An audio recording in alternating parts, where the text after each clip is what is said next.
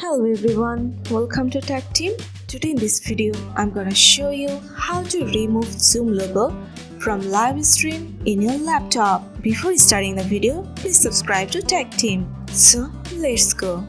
For this, you have to go to your Zoom profile. Now scroll down and go to Settings.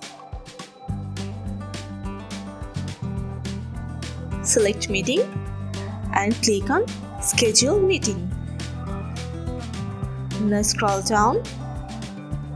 Here you can see Add Watermark. You have to turn off this button to remove it. So this is how to remove Zoom logo from live stream in your laptop. So guys, that's it. You can do this. I think this video is very helpful to you. If it was, then give a thumbs up and hit the subscribe button. And thanks for watching.